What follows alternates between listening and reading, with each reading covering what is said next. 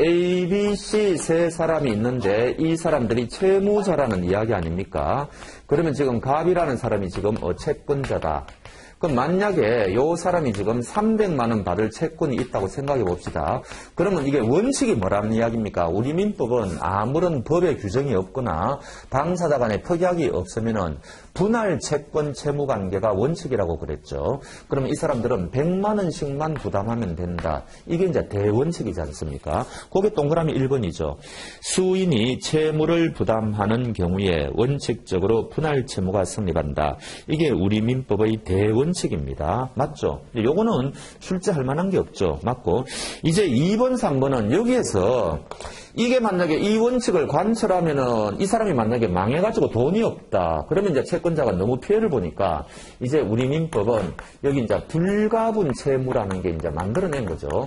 불가분 채무. 그러니까 불가분 나눌 수가 없으니까 전액을 다 갚아야 된다는 거 아닙니까? 그럼 어떤 경우에 불가분 채무가 되느냐? 성질상 나눌 수 없는 경우가 있을 것이고 당사자가 특약을 하는 경우도 있겠죠. 그런데 이 성질과 관련돼 가지고 우리 판례가 3개가 있습니다. 그래서 이 판례 3개를 꼭 여러분들이 외우셔야 되죠. 사실은 2개예요. 그런데 그냥 3개라고 보시면 되고 그게 지금 2번, 3번입니다. 자, 공유자가 공유물을 공동으로 임대하고 임차인으로부터 임차보증금, 전세금, 그러니까 이게 판례가 2개라는 거예요. 임차보증금 하나 따로 떼어내고 전세금 하나 따로 떼어내면은 이게 판례가 2개거든요. 근데 사실은 이거는 똑같은 취지죠. 그러니까 여러분들은 그냥 판례 2개라고 외우시면 됩니다. 자, 이때 이제 돌려줘야 되는데 이때 이거를 분할 채무로 하면은 임차인이 얼마나 불리합니까? 이때 우리 판례는 요거는 성질상 불가분 채무다. 이렇게 이제 이야기를 하는 거죠. 그래서 요 판례는 무조건 별표 5개 가지고 외우셔야 됩니다. 그 반환 채무는 불가분 채무이다. 그래서 왜 그러느냐? 그 밑에 해설을 보니까 분할 채무에 대한 예외로서 모든 채무자가 불가분적인 이익을 향유했기 때문에 그렇다. 그런 말이 나오죠. 임대인이 공유자가 자기들이 이익을 같이 나누었지 않습니까? 그러면 보증금 돌려줄 때도 전액을 돌려줘야 된다는 이야기죠. 불가분적인 이익을 향유했다. 3번도 마찬가지죠. 여러 사람이 공동으로 법률상 문제 없이 타인의 재산을 점유 사용했다. 부당이득을 여러 사람이 하고 있죠. 그러면 나중에 부당이득을 돌려줄 때도 이 사람들은 불가분적인 이익을 향유했으니까 전액을 다 돌려줘야 된다는 거죠. 이거를 분할 채무로 보면 안 된다는 겁니다. 그래서 요 2번, 3번, 2번하고 3번 판례 2개 있죠. 요거는 별표 5개 가지고 무조건 외우셔야 됩니다. 불가분 채무. 그러면은 우리가 이제 이 연대 채무가 이제 나오는데 연대 채무는 당사자 간에 이제 연대의 특약을 해야지 우리가 이제 연대 채무라고 그러고 물론 법률의 규정이 있는 것도 있죠. 이게 바로 저 뒤에 가면은 사용대차하고 그다음에 이제 임대차에 가면 이게 나오지 않습니까? 연대 채무가 나옵니다. 그래서 요거는 나중에 보면 되는데 그러면 결정적으로 이 양자의 차이가 뭐냐 이렇게 되는 거죠. 이 양자의 차이가 뭐냐? 불가분 채무도 전액을 다 갚아야 되죠. 연대 채무도 전액을 다 갚아야 되죠. 그러면 이 양자의 차이가 뭐냐? 만약에 A가 갑에게 전액을 만약에 변제를 했다. 그러면은 당연히 이 B와 C도 돈을 갚을 필요가 없지 않습니까? 그러면 이쪽도 마찬가지고 이쪽도 마찬가지고 변제와 관련되는 것은 모두 절대적 효력이 있죠. 이거는 차이가 없어요. 이거는 모든 채무에서 차이가 있을 수가 없습니다. 그러면 변제와 관련되는 게 뭐예요? 변제의 전 단계를 우리가 뭐라 그러죠? 변제의 제공이라 그러죠. 그럼 변제의 제공을 했는데 상대방이 채권자가 안 받으면은 채권자 지체가 발생하죠. 그러니까 이것도 변제의 제공하고 동격이죠. 그 다음 우리가 변제 말고도 상대방한테 대물 변제를 할 수도 있지 않습니까? 뭐 그런 거죠. 또 공탁을 할 수도 있지 않습니까? 이게 다 동격이죠. 그러니까 무슨 말인가 하니까 변제의 제공, 그 다음에 채권자 지체, 그 다음에 변제, 대물 변제, 공탁, 이거는 절대적 효력이 있다는 겁니다. 이거는 이쪽도 마찬가지고 이쪽도 마찬가지다. 이거는 차이가 없다는 이야기죠. 이거는 차이가 없다. 그러면 어떤 점에서 차이가 있느냐? 요거죠. 요거는 무조건 외우셔야 되죠. 이게 바로 이경상 면동소이지 않습니까? 이경상 면동소. 또 상은 이게 상계 1항이 있고 상계 2항이 있죠. 그러니까 요거 모르고 시험장 가시면 안 되죠. 이거는 그냥 뭐 거의 언제라도 출제가 이제 되는 거니까. 이렇게 우리가 나누어가지고, 요 앞에 거는 뭐예요? 이경상할 때 앞에 거는 뭐예요? 전부에 대해서 절대적 효력이 미치죠. 요 밑에 거는 부담 부분에 한하여 절대적 효력이 미치죠. 그래서 이경상 면동소, 사실은 상계 1항까지죠. 상계 2항은 이쪽에 해야 됩니다. 상계 2항은 이쪽에 해야 되고, 이경상, 상계 1항은 요거는 뭐예요? 상계권자가 자신이 상계하는 거죠. 자신이 상계. 그 다음에 요거는 자기가 상계 안 하고 다른 사람이 대신 상계하는 거죠.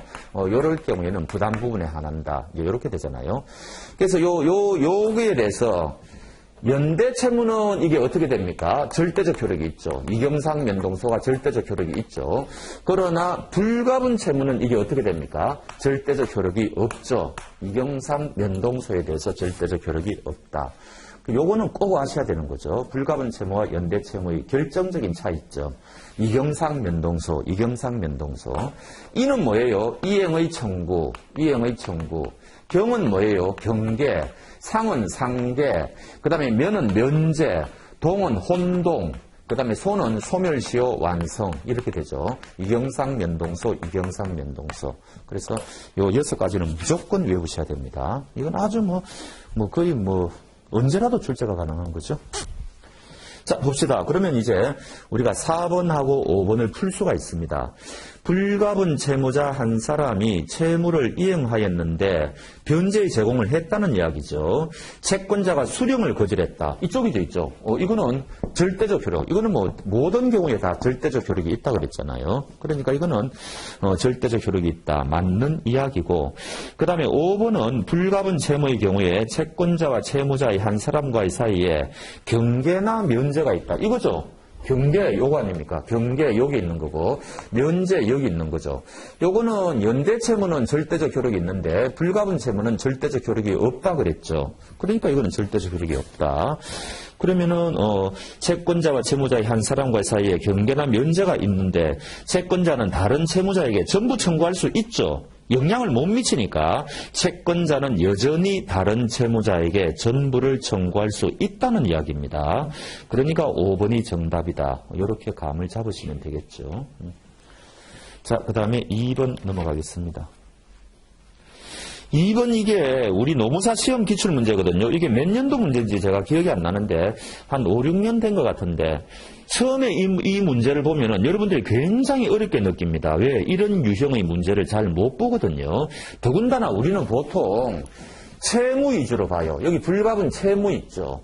여기도 연대 채무 있죠. 조금 있으면 또 우리가 부진정 연대 채무 볼 거 아닙니까? 또 보정 채무 볼 거 아닙니까? 그러니까 채무 위주로 본단 말이죠. 근데 이거는 채권을 묻는 거잖아요. 그래서 이거 굉장히 생소한 겁니다.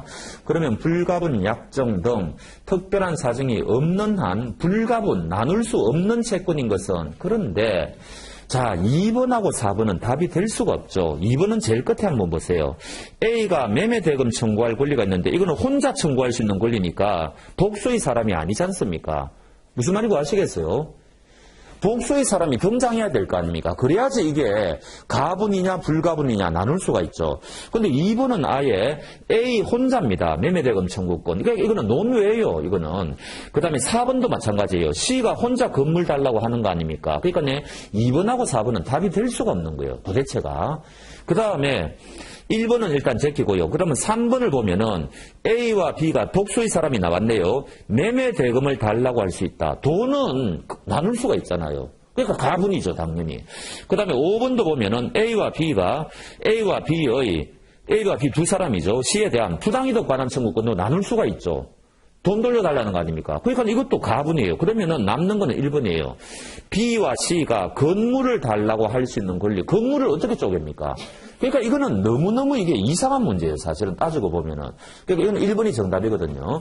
건물을 달라고 하는데 두 사람이 건물을 쪼개서 달라고는 할 수가 없지 않습니까? 그러니까 당연히 이거는 불가분 채권인 거예요. 그러니까 이 문제는 이런 유형의 문제가 없어요. 처음 봤습니다, 저는. 그런데 사실은 따지고 보면 너무너무 쉬운 문제다, 이런 이야기죠. 근데 막상 여러분들이 현장에서는, 이거 처음 본다. 이거 정말 의외의 문제가 나왔고 내가 아마 대부분 틀렸을 거예요. 아마 제가 보기에는. 아니면은 고민하다가 시간 다 가고, 그렇게 되는 거죠. 그렇습니다. 해설 안 하겠습니다. 이런 문제는 아마 제가 보기엔 다시는 출제 안 될 것 같아요. 정말 의외의 문제입니다. 자, 그 다음에 3번 가보겠습니다. 다수 당사자의 채권 관계에서 채무자 한 사람에게 생긴 사유가 다른 채무자에 대하여 절대적 효력을 가지지 않는 채무는 1번 연대채무자. 연대채무는 이것만이 절대적 효력이 있잖아요. 이거는 뭐 상식이고 변제와 관련된 거는 상식이고 요것만 생각하시면 되죠. 그럼 압류는 없잖아요. 저기 칠판에. 연대채무자 한 사람에 대한 압류로 인하여 시효가 중단되면은 그 사람만 시효가 중단되는 거지 다른 연대채무자에게는 영향을 못 미치는 겁니다. 그러니까 1번이 바로 정답이죠. 압류는 이경상 면동소에 속하지 않으니까. 자, 그 다음에 2번은 뭐예요? 우리가 이제 여기서 3번 부진적 연대채무를 만약에 한다면은 부진적 연대채무는 연대채무하고 다 똑같잖아요. 딱 하나만 차이가 있죠. 그것만 외우시면 되죠. 뭐예요? 요거죠. 상계 1항 있죠. 요게 부진적 연대채무는 절대적 효력이 있고 나머지는 전부 상대적 효력이다. 이렇게 이제 정리하면 되죠.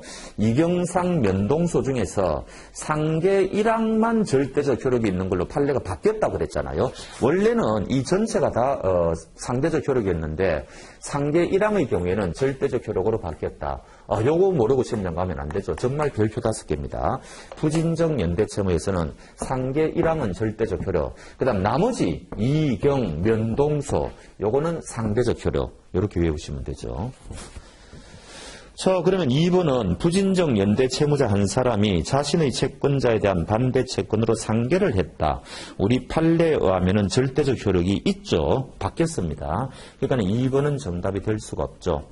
3번 연대 채무자 한 사람과 채권자 사이의 채무 경계, 경 여기 있네요. 경. 그러니까 절대적 효력이 있죠. 이경상, 경. 그러니까 절대적 효력이 있고. 4번 채권자가 연대 채무자 한 사람에 대해 이행의 청구를 했다. 여기 있네요. 이행의 청구, 그러니까 절대적 효력이 있는 거고. 그 다음에 5번 불가분 채무자 한 사람이 채무를 이행하였는데 채권자가 수령 거절. 수령 거절은 채권자 지체죠. 이거는 모든 채무에서 절대적 효력이 있는 거 아닙니까? 그러니까 이것도 5번도 절대적 효력이 있다. 그렇게 되는 거죠.